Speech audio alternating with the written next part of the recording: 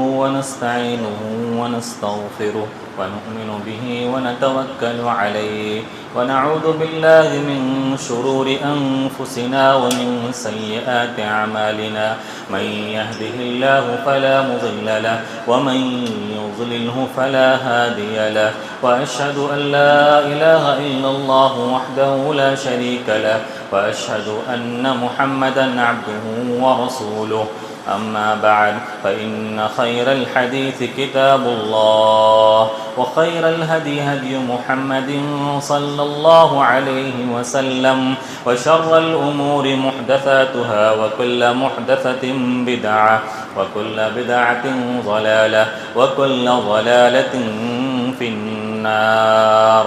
أعوذ بالله السميع العليم من الشيطان الرجيم. بسم الله الرحمن الرحيم. إنا كل شيء خلقناه بقدر. معزز دینی و ایمانی بھائیوں، محترم حاضرین جمعہ، بزرگوں، دوستوں، پیارے بچوں، عزیز ماں اور بہنوں، ایک لفظ، ایک ورڈ، ایک شبد جس کو ہم اکثر سنتے ہیں اور استعمال بھی کرتے ہیں، جس شبد کو ہندی زبان میں قسمت کہا جاتا ہے یا بھاگیہ کہا جاتا ہے، اور جس لفظ کو اردو اور عربی زبان میں مقدر یا تقدیر یا نصیب کہا جاتا ہے، اور جس ورڈ کو انگریزی زبان میں ڈیسٹینی یا لک کہا جاتا ہے، ہم اکثر سنتے ہیں اور استعمال کرتے ہیں. جس کی تقدیر، جس کا مقدر اچھا ہوتا ہے، اس کے بارے میں ہم کہتے ہیں بڑا ہی خوش نصیب ہے، خوش قسمت ہے، اور جس کی تقدیر اچھی نہیں ہوتی اس کے بارے میں ہم کہتے ہیں بڑا ہی بد نصیب اور بدقسمت آدمی ہے. تو میرے بھائیوں، تقدیر یہ کس چیز کا نام ہے؟ کسے کہتے ہیں مقدر؟ اور کیا تقدیر پر ایمان لانا ایک مسلمان کے لیے واجب اور ضروری ہے؟ اور تقدیر پر ایمان لانے کے کیا فائدے ہیں؟ کیوں تقدیر پر ایمان لانے؟ تقدیر پر ایمان لانے کے بعد ایک مسلمان کی زندگی میں کون سے آثار مرتب ہوتے ہیں؟ تقدیر کے تعلق سے چند باتیں کتاب و سنت اور واقعات اور مثالوں کی روشنی میں بیان کرنے کی کوشش کروں گا، اس دعا کے ساتھ کہ اللہ تعالیٰ سننے والے کو تقدیر کا مسئلہ کتاب و سنت کے مطابق صحیح سے سمجھنے کی توفیق عطا فرما دے. آمین. معزز سامعین، ایک مسلمان کو مسلمان بننے کے لیے جن باتوں پر ایمان لانا ضروری ہے یا جن باتوں پر ایمان لائے بغیر ایک مسلمان نہیں ہو سکتا، اس کا ایمان نامکمل ہے، ناقص ہے، ادھورا ہے، انہی باتوں میں سے ایک بات تقدیر پر ایمان لانا بھی ہے. مشہور حدیث جس کے اندر آتا ہے کہ جبریل امین اللہ کے نبی صلی اللہ علیہ وسلم کے پاس انسانی شکل میں آئے اور آپ سے پوچھا کہ اے اللہ کے نبی، اخبرنی عن الایمان، مجھے ایمان کے بارے میں بتائیے کہ ایمان کسے کہتے ہیں، ایمان کس چیز کا نام ہے؟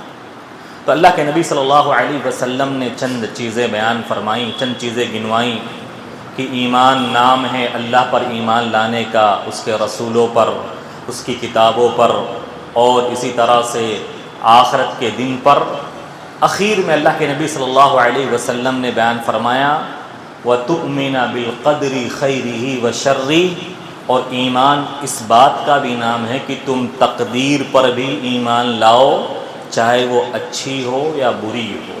پتہ چلا تقدیر پر ایمان لائے بغیر کسی مسلمان کا ایمان مکمل نہیں ہو سکتا۔ تقدیر کسے کہتے ہیں؟ تقدیر کہتے ہیں کہ اس کائنات میں جو کچھ ہو رہا ہے اللہ تعالیٰ کو اس کا پہلے سے علم ہے۔ اس کائنات میں ہونے والی ہر گھٹنا، ہر حادثہ، ہر واقعہ، ہر انسیڈنٹ اس کے وجود میں آنے سے پہلے ہی اللہ تعالیٰ نے زمین و آسمان کی پیدائش کے 50,000 سال پہلے ہی ایک ڈائری کے اندر، ایک رجسٹر میں، ایک کتاب میں سب کچھ لکھ دیا ہے۔ اسی کے مطابق دنیا میں، کائنات میں سب کچھ ہو رہا ہے۔ تقدیر کے باہر کوئی چیز نہیں ہے، اور اس چیز کو اللہ تعالیٰ نے قرآن مجید میں جگہ جگہ سمجھانے کی کوشش کی ہے۔ سورۃ القمر میں اللہ رب العالمین نے ارشاد فرمایا اِنَّا كُلَّ شَيْءٍ خَلَقْنَاهُ بِقَدَرٍ۔ اس کائنات میں جو کچھ ہو رہا ہے، جو بھی چیزیں پیدا کی گئی ہے، وہ تقدیر کے مطابق پیدا کی گئی ہے، تقدیر سے باہر کوئی چیز نہیں ہے۔ اللہ رب العالمین نے سورۃ الانعام میں ارشاد فرمایا وَمَا تَسْقُطُ مِن وَرَقَةٍ إِلَّا يَعْلَمُهَا۔ اس دنیا کے اندر، اس زمین کے اندر جتنے بھی درخت ہیں، جتنے بھی پیڑ ہیں، کسی بھی درخت سے ایک پتا بھی گرتا ہے اللہ کے علم میں، اللہ کی جانکاری میں ہے۔ وَمَا يَعْزُبُ عَنْ رَبِّكَ مِن مِّثْقَالِ ذَرَّةٍ فِي الْأَرْضِ وَلَا فِي السَّمَاءِ وَلَا رَطْبٍ وَلَا يَابِسٍ إِلَّا فِي كِتَابٍ مُّبِينٍ۔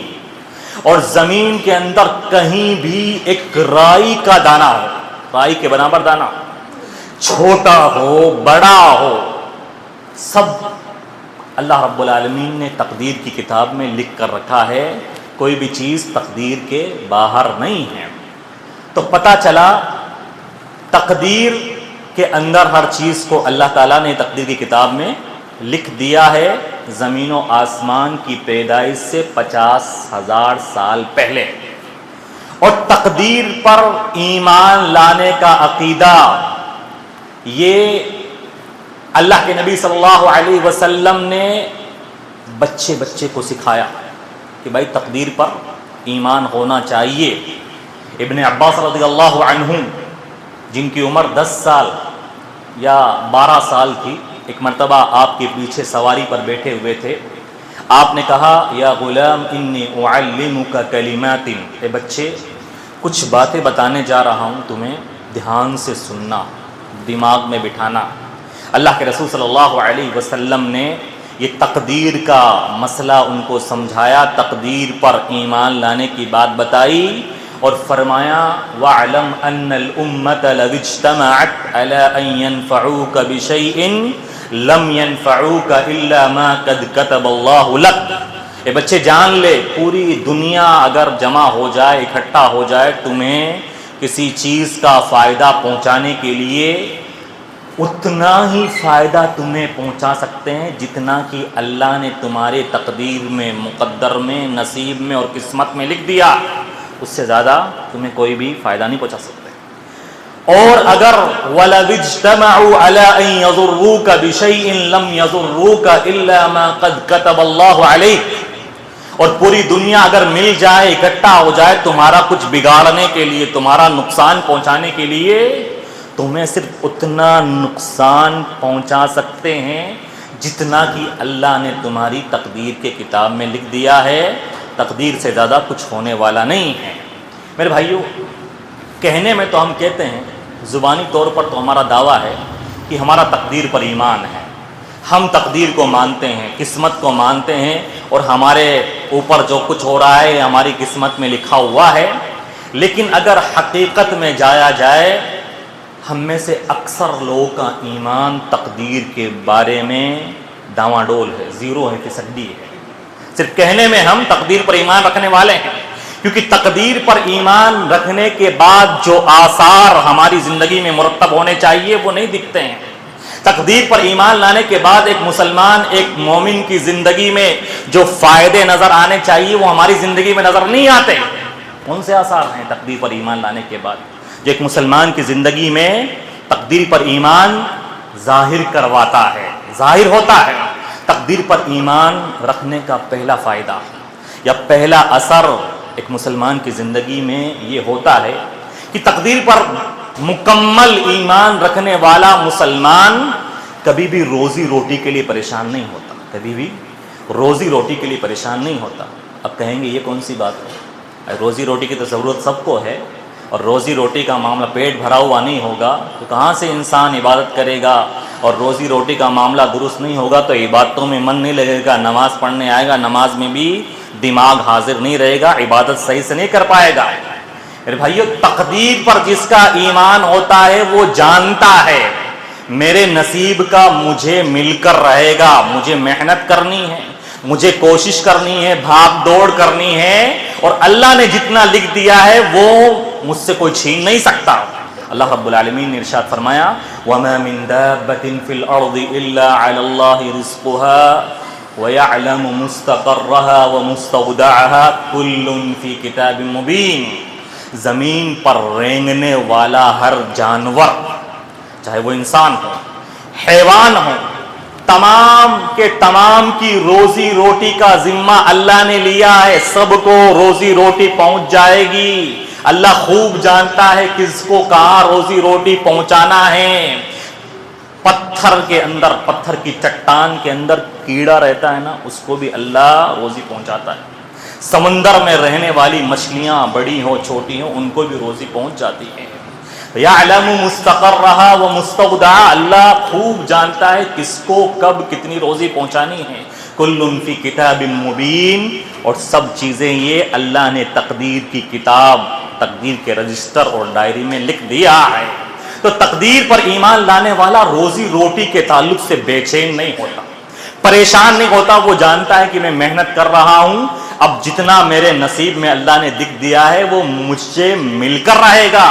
اللہ کے نبی صلی اللہ علیہ وسلم نے بڑی پیاری حدیث آپ نے بیان فرمایا ان جبریل نفث فی روعی انها لن تموت نفس حتى تستكمل رزقها۔ جبریل امین میرے پاس آئے اور چپکے سے انہوں نے مجھے ایک بات بتائی کہ کوئی انسان اس وقت تک مر ہی نہیں سکتا جب تک اپنے نصیب کی روزی نہ کھا لے، جتنے لقمے لکھے ہوئے ہیں ان کو نہ کھا لے، اس وقت تک کسی کی موت آ ہی نہیں سکتی، وہ اس دنیا سے جا ہی نہیں سکتا۔ انسان کو اس کی روزی روٹی ویسے تلاش کرتی ہے جیسے اس کو اس کی موت تلاش کرتی ہے۔ پھر اللہ کے رسول صلی اللہ علیہ وسلم نے ایک بہترین بات بتائی، فاتقوا اللہ، لوگوں روزی روٹی کے معاملے میں اللہ سے ڈرنا، وَأَجْمِلُوا فِي الطَّلَبِ، اور ہمیشہ اچھی روزی روٹی کی خواہش اور تمنا رکھنا، حلال روزی روٹی کے لیے محنت کرنا، وَلَا يَحْمِلَنَّكُمْ اسْتِبْطَاءُ الرِّزْقِ أَن تَطْلُبُوهُ بِمَعَاصِ اللَّهِ۔ کبھی اگر روزی روٹی ملنے میں دیری ہو جائے، کاروبار سیٹ ہونے میں دیری ہو جائے، کبھی کاروبار میں نقصان ہو جائے، کبھی جاب ملنے میں پریشانی آ جائے، تاخیر ہو جائے، تو روزی روٹی میں یہ تاخیر تمہیں نہ ابھارے اس بات پر کہ تم روزی روٹی یہ حرام طریقے سے، اللہ کے گناہ کے کام کر کے، حرام خوری کر کے طلب کرنے والے بن جاؤ، اس کو حاصل کرنے والے بن جاؤ۔ فَإِنَّهُ لَا يُطْلَبُ مَا عِندَ اللَّهِ، کیونکہ اللہ کے پاس جو کچھ ہے وہ اللہ کو راضی کر کے، اللہ کے اطاعت کے کام کر کے ہی حاصل کیا جا سکتا ہے۔ تو پتہ چلا روزی روٹی کے تعلق سے وہ مسلمان کبھی بے چین نہیں ہو سکتا جس کا ایمان تقدیر پر مکمل اور کامل ہو۔ ہر انسان محاسبہ کرے، کیا واقعی اس کا تقدیر پر ایمان ہے؟ وہ نصیب اور قسمت پر ایمان رکھتا ہے؟ ہر آدمی تقدیر پر ایمان کا دوسرا اثر جو ایک مسلمان کی زندگی میں نظر آنا چاہیے وہ کیا ہے؟ تقدیر پر ایمان رکھنے والا ہمیشہ حق بات بولتا ہے، حق بات بولنے میں کسی سے ڈرتا نہیں ہے، وہ کسی سے نہیں ڈرتا کہ میں حق بات بولوں گا تو لوگ مجھے مار ڈالیں گے، مجھے پریشان کریں گے، مجھے ستائیں گے، لوگوں کا روب، لوگوں کا خوف اسے حق بات بولنے سے دور نہیں کر سکتا، ہمیشہ حق بات بولتا ہے، حق کے ساتھ رہتا ہے، کیونکہ وہ جانتا ہے میری موت اللہ کے ہاتھ میں ہے، اور موت اس وقت آئے گی جب اللہ نے لکھی ہے۔ حق بات بولنے سے نہ کوئی میری روزی روٹی روک سکتا ہے، نہ مجھے کوئی مار سکتا ہے جب تک اللہ نہیں چاہے گا۔ اور اس تعلق سے بڑا ہی بہترین واقعہ میں آپ کے سامنے بیان کرنا چاہتا ہوں کہ دیکھیے کس طرح سے جس کا ایمان تقدیر پر ہوتا ہے وہ حق بات بولتا ہے، کسی سے نہیں ڈرتا، اپنی جان جانے کا خوف نہیں کرتا۔ علامہ شاہ اسماعیل شہید رحمہ اللہ، ان کا نام سنا ہوگا آپ نے، 18ویں صدی عیسوی کے ہندوستان کے بہت بڑے عالم ہیں۔ انہوں نے ایک کتاب لکھی تقویت الایمان نامی کتاب ہے ان کی۔ میں گزارش کروں گا، ہندی میں بھی ہے، وہ اردو میں بھی ہے، اور ہر زبان میں ہے۔ ایک بار جس کو بھی پڑھنا لکھنا آتا ہے اس کتاب کا مطالعہ کرے، اس کتاب کو پڑھے۔ تقویت الایمان نامی کتاب کا مطلب کیا ہے؟ ایمان کو مضبوط کرنے والی کتاب، ایمان کو طاقت دینے والی کتاب۔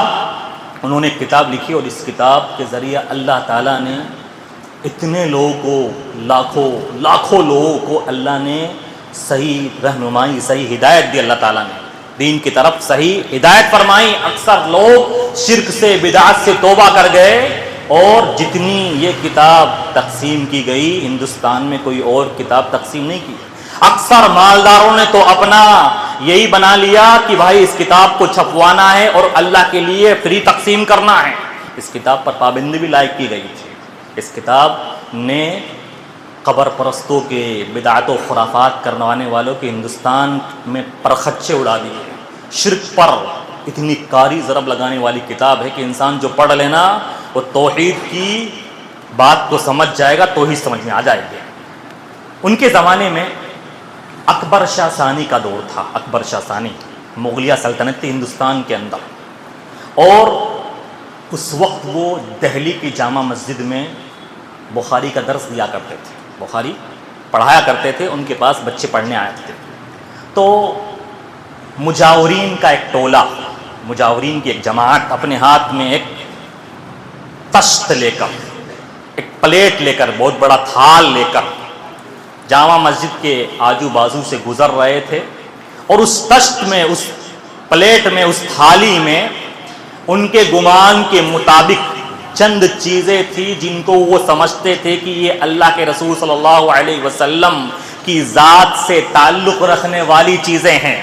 مثال کے طور پر اللہ کے رسول کے نعلین مبارک، اللہ کے رسول کی چپلیں، یا اللہ کے رسول کے جوتے، یا اللہ کے رسول کے بال، یا اللہ کے رسول کا لوٹا، یا اللہ کے رسول کا کپڑا، وہ اس تھال میں رکھ کر ادھر ادھر لے کر جا رہے تھے جامع مسجد کے آس پاس۔ جو بھی لوگ ان کو دیکھتے تو کھڑے ہو جاتے ادب اور احترام کے طور پر کہ اللہ کے رسول کی ذات سے تعلق رکھنے والی چیزیں، ریسپیکٹ میں، ادب و احترام میں کھڑے ہو جاتے۔ اور بھائی اللہ کے رسول سے محبت ہوتی ہے، ایک مسلمان کو پتہ چل جائے کہ بھائی اللہ کے رسول کی ذات سے متعلق چیز ہے تو ادب و احترام کے تعلق ہوتا ہے، جذبہ ہوتا ہے۔ تو جہاں سے بھی گزرتے وہ تھال اور تشت لے کر لوگ احترام میں چومتے اور کھڑے ہو جاتے، ریسپیکٹ کرتے۔ مجاورین کا یہ ٹولہ، ان کی جماعت کرتے کرتے جامع مسجد کے اندر سے بھی گزرتا ہے۔ علامہ اسماعیل شاہ شہید بخاری کا درس دیتے ہیں، دے رہے ہوتے ہیں، ان کے طلبہ پڑھ رہے ہوتے ہیں، نہ علامہ شاہ شہید کھڑے ہوتے ہیں، نہ ہی ان کے شاگرد کھڑے ہوتے ہیں اس کی تعظیم میں، نہ ادب و احترام میں۔ مجاورین کے ٹولے پر یہ بات بڑی گراں گزرتی ہے، انہیں تکلیف ہوتی ہے کہ سارے مسلمان ان کے ادب و احترام میں کھڑے ہو رہے ہیں، اور یہ علامہ جو بخاری کا درس دے رہے ہیں اللہ کے رسول کے گستاخ ہیں، اللہ کے رسول سے محبت نہیں ہے، اور یہ کھڑے نہیں ہوتے ہیں، نہ ان کے پاس پڑھنے والے کھڑے ہوتے ہیں۔ مجاورین کو یہ بات تھوڑی گراں گزری، گئے اکبر شاہ ثانی جو بادشاہ وقت تھا، گئے اس کے پاس، اور اس کے سامنے بھی وہ تھال پیش کیا اور وہ پلیٹ پیش کی، وہ بھی ادب و احترام میں کھڑا ہو گیا، وہ بھی ادب و احترام۔ مجاورین کے ٹولے نے شکایت کی، بادشاہ سلامت، تمہاری سلطنت میں ایک ایسا آدمی بھی رہتا ہے جو گستاخ رسول ہے، جسے اللہ کے نبی صلی اللہ علیہ وسلم سے محبت نہیں ہے، وہ آپ کی ذات سے تعلق رکھنے والی چیزوں کا ادب و احترام نہیں کرتا، کیا معاملہ ہے؟ انہوں نے شکایت کر دی۔ بادشاہ نے کہا آپ لوگ جائیے، میں مولانا صاحب سے بات کرتا ہوں۔ بادشاہ نے فوراً اپنے قاصد کو بھیجا پرچی دے کر کہ فوراً مولانا کو حاضر کیا جائے میرے دربار میں۔ اب قاصد گیا، ان کا نوکر گیا مولانا کے گھر، اور وقت ایسا تھا کہ جس وقت کسی کو بلایا نہیں جاتا۔ جب قاصد اور نوکر پہنچا پرچی لے کر تو مولانا کے گھر والے ڈر گئے، گھبرا گئے، مولانا کے والدین، ان کے بیوی بچے گھبرا گئے کہ اب کیا ہو گیا، کوئی معاملہ نہ ہو جائے، کہیں بادشاہ ہمارے بیٹے کو یا ہمارے ابا کو، ہمارے شوہر کو قید نہ کر دے یا جان نہ لے لے۔ پریشان ہو گئے۔ مولانا صاحب نے اپنے گھر والوں کو تسلی دیتے ہوئے کہا، فرمایا قرآن مجید کی ایک آیت پڑھی، قُلْ لَن يُصِيبَنَا إِلَّا مَا كَتَبَ اللَّهُ لَنَا هُوَ مَوْلَانَا وَعَلَى اللَّهِ فَلْيَتَوَكَّلِ الْمُؤْمِنُونَ۔ اے میرے گھر والوں، گھبرانے کی ضرورت نہیں، پریشان ہونے کی ضرورت نہیں ہے۔ ہمیں اتنی تکلیف پہنچنے والی ہے جتنی کی تکلیف اللہ نے ہمارے نصیب میں، مقدر میں، تقدیر میں لکھ دی ہے۔ اللہ ہمارا مولا ہے، ہمارا کارساز ہے، اور اللہ پر بھروسہ کرنے والے مومن صرف اسی پر بھروسہ کرتے ہیں۔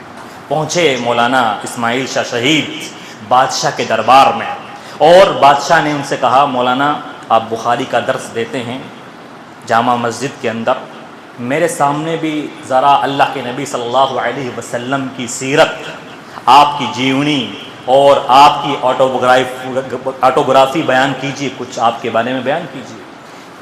مولانا اسماعیل شاہ شہید بادشاہ کے دربار میں اللہ کے نبی صلی اللہ علیہ وسلم کی سیرت کے چند واقعات بیان کرتے ہیں، کس طرح اللہ کے نبی صلی اللہ علیہ وسلم کو مکہ والوں نے ستایا، طائف والوں نے زخمی کیا، کس طرح سے مدینہ میں پریشان کیے گئے، آپ صلی اللہ علیہ وسلم جنگ احد میں کس طرح سے آپ زخمی ہوئے، آپ کے دندان مبارک شہید کر دیے گئے۔ مولانا نے اللہ کے نبی صلی اللہ علیہ وسلم کی سیرت کو اتنے بہترین انداز میں بیان کیا، خود بھی رونے لگے، بادشاہ بھی رونے لگا، اور درباری بھی رونے لگے۔ بادشاہ چپ ہونے کے بعد کہتا ہے، علامہ صاحب کیا بات ہے، اللہ کے رسول کی سیرت تو اتنے بہترین انداز میں بیان کرتے ہو، لیکن اللہ کے رسول سے متعلق چیزوں سے آپ محبت نہیں کرتے، آپ ان کا ادب و احترام نہیں کرتے، یہ کیا بات ہے؟ ذرا یہ معاملہ تو سمجھا دیجیے، کیا بات ہے؟ اللہ کے رسول کی سیرت تو ایسے بیان کر رہے ہیں، آپ کی زندگی کے واقعات تو ایسے بیان کر رہے ہیں جیسے اللہ کے رسول سے محبت آپ سے زیادہ کسی کو ہے ہی نہیں، اور اللہ کے رسول سے متعلق چیزیں ان سے آپ محبت نہیں کرتے، ان کا ادب و احترام نہیں کرتے۔ علامہ اسماعیل شاہ شہید نے کہا اگر یہاں بخاری کا کوئی نسخہ ہو تو اس کو منگایا جائے، بخاری کی کتاب منگائی جائے۔ بخاری کی کتاب منگائی گئی، علامہ صاحب نے کتاب لی بخاری اور کھولا اس کو لوگوں کے سامنے دربار میں، فرمایا بادشاہ سلامت، یہ صحیح بخاری ہے اور پوری امت کا اجماع ہے کہ اس کے اندر جتنی باتیں ہیں یہ آپ صلی اللہ علیہ وسلم کی ہی باتیں ہیں، صحیح سند سے ثابت ہے، کسی کا کوئی اختلاف نہیں ہے، ہم سب جانتے ہیں۔ کیا بات ہے کہ جس کتاب کی ساری باتیں صحیح ہیں اس کے آنے پر تو آپ ادب و احترام میں کھڑے نہیں ہوئے، اور جن کے بارے میں ہمیں پتہ ہی نہیں ہے اور کوئی صحیح سند موجود ہی نہیں ہے ان کے ادب و احترام کی بات آپ کرتے ہیں۔ کیا دلیل ہے ہمارے پاس کہ یہ جوتے، یہ چپل، یہ کپڑے، یہ لوٹا اور یہ بال اللہ کے نبی صلی اللہ علیہ وسلم کا ہے؟ کیسے لوگوں نے بنا بنا کے یہ واقعات گھڑ لیے اور ایسے یہ چیزیں بیان کر کے رکھ لیے، ان کی تعظیم ہم خود گستاخی کر رہے ہیں۔ واقعی اگر ہمارے پاس دلیل موجود ہے تو ان کو تو ایک جگہ پر رکھ دینا چاہیے، ہم خود جائیں ان کے احترام کرنے کے لیے، ان کا ادب کرنے کے لیے۔ یہ تو ان کی گستاخی ہے کہ ان کو پھرایا جا رہا ہے اور لوگوں سے ادب و احترام کا تقاضا کیا جا رہا ہے۔ علامہ صاحب کی بات سمجھ میں آ گئی اس کو کہ ہمارے پاس دلیل نہیں ہے کہ یہ اللہ کے رسول کے بال ہیں یا جوتے ہیں یا چپل، لوگ سوشل میڈیا پر شیئر بھی کرتے ہیں، یہ منہ مبارک ہیں، یہ چپلیں ہیں اور یہ انگوٹھی ہے، یہ لوٹا ہے۔ کوئی دلیل نہیں میرے بھائیوں، اور کیا یہ ہمارے نصیب میں آنے والا؟ اگر ہوتی ہے سب چیزیں تو یہ مدینہ والے مکہ والے ہمیں دیتے ہیں، ہم تک پہنچتی؟ یہ من مڑان بڑائی باتیں ہیں، یہ صحیح ثابت نہیں۔ تو پتہ چلا، دیکھیے علامہ اسماعیل شاہ دیکھ تقدیر پر ایمان، دیکھیے تقدیر پر حق بات بولنے میں ڈر نہیں ہے بادشاہ کا کہ بادشاہ میری جان لے لے گا یا مجھے پھانسی دے دے گا، مجھے جیل میں قید کر دے گا۔ تقدیر پر ایمان رکھنے والا حق بات کہنے سے کبھی گھبراتا نہیں ہے، اسے پتہ ہے موت اسی وقت آئے گی جس وقت کی اللہ نے لکھی ہے۔ میرے بھائیو، تقدیر پر ایمان رکھنے کا ایک اور فائدہ یہ ہوتا ہے کہ تقدیر پر ایمان رکھنے والا حالات کیسے بھی آ جائیں، کتنی بھی بڑی سے بڑی مصیبتیں آ جائیں، کریٹیکل سے کریٹیکل سچویشن پیدا ہو جائے، نازک سے نازک حالات ہو جائے، تقدیر پر ایمان رکھنے والا کبھی بھی آؤٹ آف کنٹرول نہیں ہوتا، کبھی بھی اپنا آپا نہیں کھوتا، کبھی بھی حوصلہ نہیں کھوتا، بلکہ وہ جمع رہتا ہے، حالات کا مقابلہ کرتا ہے، اسے پتا ہوتا ہے جو ہونا ہے تقدیر میں لکھا ہے، کیا پریشان ہونا ہے، یہ مصیبت آئی ہے سب اللہ کو پتا ہے اور اللہ ہی راستہ نکالنے والا ہے۔ دیکھیے اس تعلق سے موسیٰ علیہ السلام اور ان کی قوم کا بڑا ہی دلچسپ واقعہ اللہ تعالیٰ نے تقدیر کا مسئلہ سمجھانے کے لیے بیان فرمایا ہے۔ موسیٰ علیہ السلام نکلے، جو لوگ ایمان لے کر آئے تھے ان پر نکلے فرعون سے نجات حاصل کرنے کے لیے، مصر سے نکلے اور نکلے بھاگے۔ اب پیچھے فرعون کا لشکر ان کا پیچھا کر رہا ہے، فرعون کا لشکر جو تمام جنگی سامان کے ساتھ ان کے پیچھے پڑا ہوا ہے۔ موسیٰ اور اس کے پر ایمان لانے والے، ان پر ایمان لانے والے جا رہے ہیں۔ اب سامنے دریائے نیل ہے، سامنے دریائے نیل، دائیں پہاڑ بائیں پہاڑ اور پیچھے فرعون کا لشکر ہے۔ جب یہ حالات دیکھیں تو موسیٰ پر ایمان لانے والے کیا کہتے ہیں؟ فَلَمَّا تَرَاءَ الْجَمْعَانِ قَالَ أَصْحَابُ مُوسَىٰ إِنَّا لَمُدْرَكُونَ۔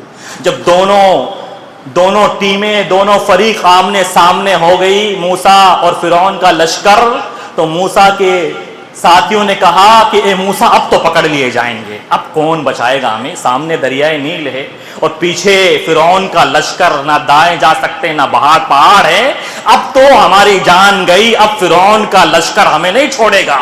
موسیٰ کا تقدیر پر ایمان دیکھیے کیا فرمایا موسیٰ نے، قال ان معی ربی سیہدین، میرا رب، میرا پروردگار میرے ساتھ ہے، کوئی نہ کوئی راستہ ضرور نکالے گا۔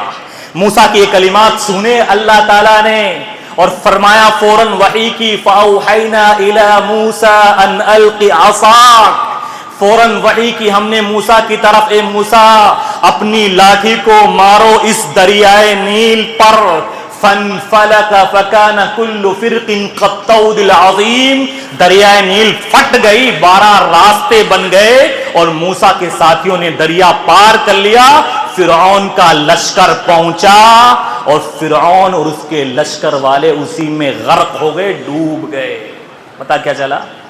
کیسے بھی نازک سے نازک حالات آ جائیں، مصیبتیں آ جائیں، کریٹیکل سے کریٹیکل سچویشن پیدا ہو جائے، اللہ کی ذات پر یقین رکھنے والا اور تقدیر پر ایمان رکھنے والا کبھی بھی آؤٹ آف کنٹرول نہیں ہو سکتا۔ ہر مسلمان اپنا جائزہ لے، کیا واقعی تقدیر پر ایمان ہے؟ تقدیر پر ایمان رکھنے کا لاسٹ فائدہ بیان کر کے اپنی بات کو ختم کروں گا، اور بھی بہت اچھے فائدے ہیں، انشاءاللہ اگلے جمعے میں بیان کیے جائیں گے۔ تقدیر میں ایمان رکھنے کا چوتھا فائدہ، تقدیر پر ایمان رکھنے والا کبھی بھی کنفیوزڈ نہیں ہوتا، کروں نہ کروں، لوگ کہتے ہیں کرے گا تو گھاٹا ہو جائے گا، نقصان ہو جائے گا، مت کر، یہ وہ۔ تقدیر پر ایمان جس کا ہوتا ہے وہ کبھی کنفیوزڈ نہیں ہوتا، اگر مگر لیکن نہیں ہوتا اس کے پاس، کرنا ہے فَإِذَا تَوَكَّلْتَ فَإِذَا عَزَمْتَ فَتَوَكَّلْ عَلَى اللَّهِ، بھروسہ کر لیا اللہ پر اور کسی چیز کا ارادہ کر لیا، وہ کر گزرتا ہے۔ اور اگر کبھی گھاٹا بھی لگ جائے، نقصان بھی ہو جائے، کام کرنے کے بعد پریشانی بھی آ جائے، تو کیا سوچتا ہے تقدیر پر ایمان رکھنے والا؟ کیا کہتا ہے؟ فَإِنْ أَصَابَكَ شَيْءٌ، کوئی چیز پہنچ جائے تو کیا کہتا ہے؟ قدر اللہ ما شاء فعل، جو ہو گیا وہ اللہ نے پہلے ہی لکھا تھا، اللہ نے تقدیر میں لکھا اور اللہ جو چاہتا ہے وہی ہوتا ہے۔ فَإِنَّ لَوْ تَفْتَحُ بَابَ الشَّيْطَانِ، یہ اگر مگر لیکن یہ شیطان کے راستے کھولنے والی چیز ہے۔ تقدیر پر ایمان رکھنے والا کسی کام کا ارادہ کر کے سکون میں رہتا ہے، سکون میں، ہاں جو ہوگا اللہ چاہے گا اچھا ہی ہوگا، اللہ تعالیٰ کبھی بھی مجھے پریشان نہیں کرے گا۔ تقدیر کے تعلق سے ایک بات ہے، اکثر لوگ سوال کرتے ہیں اور یہ بات سمجھ میں نہیں آتی لوگوں کے کہ بھائی جب سب کچھ لکھایا ہے، اللہ نے لکھ دیا ہے، تو پھر عمل کرنے کی کیا ضرورت ہے؟ کیا ضرورت ہے؟ اور جب تقدیر میں لکھا ہوا ہے تو اس میں میرا کیا قصور ہے؟ اکثر بھائی کہتے ہیں شیخ صاحب بیڑی پی رہا ہوں، یہ تقدیر میں میرا کیا قصور ہے؟ نشہ کر رہا ہوں، گناہ کے کام کر رہا ہوں، اور جو بھی غلط کام ہو رہے ہیں تو پہلے سے لکھا ہو، میرا کیا قصور ہے؟ میرا کیا قصور؟ اللہ نے لکھ دیا تو میرا کیا قصور ہے؟ مجھے تو دوش نہیں دینا چاہیے۔ تو اس کا جواب یہ ہے میرے بھائیوں، غلط کام کے لیے آپ تقدیر کو الزام نہیں دے سکتے۔ غلط کام کو، اس کائنات میں جو کچھ ہو رہا ہے، جو کچھ بننا کرنے والا، اللہ کو پہلے سے علم تھا، اللہ کو اور جو علم تھا اس کے مطابق اللہ نے لکھ دیا، جو علم تھا اس کے مطابق اللہ نے پہلے ہی سب کچھ لکھ دیا۔ اللہ کا علم اللہ السابق، اس دنیا میں جو کچھ ہو رہا ہے، آج جمعہ کا دن 1 نومبر 12:55 پہ میں خطبہ دوں گا اور آج کے دن اتنی نماز پڑھوں گا، اتنی سنت پڑھوں گا، اتنا وہ کروں گا، یہ اللہ کو پہلے سے پتا تھا، اللہ نے اپنے علم کے مطابق لکھا ہے۔ اللہ کا علم ہمارے اختیار اور ہماری مرضی سے نہیں ٹکراتا۔ ایسا نہیں کہ اللہ نے ہمارے اختیار کو چھین لیا ہے۔ اللہ نے کوئی بھی چیز لکھی تقدیر میں، اس کو لکھ کر ہمارے اختیار، ہماری مرضی کو نہیں چھینا ہے، ہم پر زبردستی نہیں کی ہے، زبردستی نہیں تھوپا ہے۔ ہمیں عقل بھی دی ہے اللہ نے، عقل بھی دی۔ کوئی آدمی سوئچ میں، بجلی کے سوئچ میں ہاتھ ڈالے اور کرنٹ لگ جائے، بعد میں بولے مجھے کرنٹ لگ گیا، یہ میری تقدیر میں لکھا ہوا۔ بھائی اللہ نے عقل بھی تو دی ہے آپ کو، اللہ نے اختیار بھی تو دیا ہے آپ کو۔ اللہ کو علم تھا، وہ پہلے لکھ دیا۔ آپ چھت سے گر جائیں اور بولے میری تقدیر میں لکھا ہوا تھا، تو یہ اللہ نے آپ کا اختیار نہیں چھینا ہے۔ اللہ کو جو علم تھا ویسے لکھا ہے۔ اس کو سمجھانے کے لیے دیکھیے، سمجھانے کے لیے اکثر لوگ سوال کرتے ہیں جو گنہگار ہوتے ہیں اور یہ مسئلہ الجھانے کی کوشش کرتے ہیں علماء کرام کے سامنے۔ تقدیر میں لکھا تو ہم کیا کریں؟ ہم تو بے قصور ہیں، ہماری کوئی غلطی نہیں، اللہ نے لکھا ہے ویسا کر رہے ہیں۔ اس کا ایک سمجھانے کے لیے ایک واقعہ بیان کرتا ہوں، کسی عالم کی زبان سے سنا تھا، بات سمجھ میں آ گئی۔ دیکھو بات سمجھانا مقصد ہے۔ ایک مالی تھا، کسی باغ کی رکھوالی کر رہا تھا، چور آیا اور سارے جو پھل تھے باغ کے چرانے لگا۔ مالی نے پکڑ لیا، یہ کیا کر رہے ہو، یہ کیا کر رہے ہو؟ تو اس چور نے جواب دیا میری تقدیر میں چوری کرنا لکھا ہے، چوری کر رہا ہوں۔ اب مالی بیچارہ لاجواب ہو گیا، لاجواب ہو گیا۔ باغ کا مالک آیا اور پوچھا مالک سے کہاں گئے سارے پھل؟ کہا ایک چور آیا اور اٹھا کے لے گیا۔ کہا تم کیا کر رہے تھے؟ کہا میں نے اس کو پکڑا لیکن اس نے بولا کہ میری تقدیر میں چوری کرنا لکھا ہوا ہے، اس لیے میں چوری کر رہا ہوں، تو میں نے جانے دیا۔ تو باغ کا مالک کسی عالم کے پاس گیا، سمجھدار عالم کے پاس، بھائی اس طرح سے چور آیا اور اس طرح سے دلیل دے رہا ہے۔ تو عالم صاحب نے جواب دیا کہ وہ پھر آئے گا چوری کرنے، کیونکہ چوری کی دلیل مل گئی نا اس کو۔ تو اس بار آئے تو پکڑ کر میرے پاس لے کے آنا اس کو۔ دوبارہ آیا، وہ پکڑ لیا مالی نے پکڑ کے لے گئے عالم صاحب کے پاس۔ پھر بولا وہ امام صاحب چوری اس وقت سے کر رہا ہوں، اس وجہ سے کر رہا ہوں، میری تقدیر میں لکھا اللہ نے چوری کرنا تو کر رہا ہوں۔ ٹھیک ہے بھائی، تقدیر میں چوری کرنا لکھا ہوا ہے۔ عالم صاحب نے لیا ڈنڈا اور کیا اس کو مارنا شروع۔ کیوں مار رہے ہو مجھے؟ بھائی جس طرح چوری تمہارے تقدیر میں لکھی ہوئی ویسے ڈنڈے کھانا بھی تمہاری تقدیر میں لکھا ہے۔ بات سمجھ میں آ گئی اس کو؟ بات سمجھ میں آ گئی؟ بھائی اللہ نے اپنے علم کے مطابق لکھا ہے، ہم سے ہمارا اختیار، ہماری مرضی نہیں چھینی ہے۔ جو کچھ کام ہم کر رہے ہیں ہماری مرضی اور اختیار سے کر رہے ہیں۔ کوئی شراب پینے والا، نشہ کرنے والا، بیڑی پھرنے والا، گٹکھا کھانے والا اور عبادتوں سے دور کبھی بھی اس بات کو دلیل نہ بنائیں کہ تقدیر میں لکھا ہوا ہے۔ اللہ نے اپنے علم کے مطابق لکھ دیا ہے، لیکن ہم سب کچھ جو کر رہے ہیں اپنے اختیار، ارادہ، مرضی کے مطابق کر رہے ہیں۔ اس بات کو اللہ تعالیٰ سمجھنے کی توفیق عطا فرمائے۔ تقدیر پر ایمان لانے کے چند اور فائدے ہیں جو انشاءاللہ اگلے خطبے میں بیان کروں گا۔ اللہ تعالیٰ سے دعا ہے کہ اللہ تعالیٰ ہمیں تقدیر پر مکمل ایمان لانے والا بنائیں۔ اللہ تعالیٰ تقدیر کے مسئلے کو سمجھنے والا بنائے، اللہ تعالیٰ کہنے اور سننے سے عمل کرنے کی توفیق عطا فرمائے۔ آمین۔ اقول قولی ھذا واستغفر اللہ لی ولکم ولسائر المسلمین۔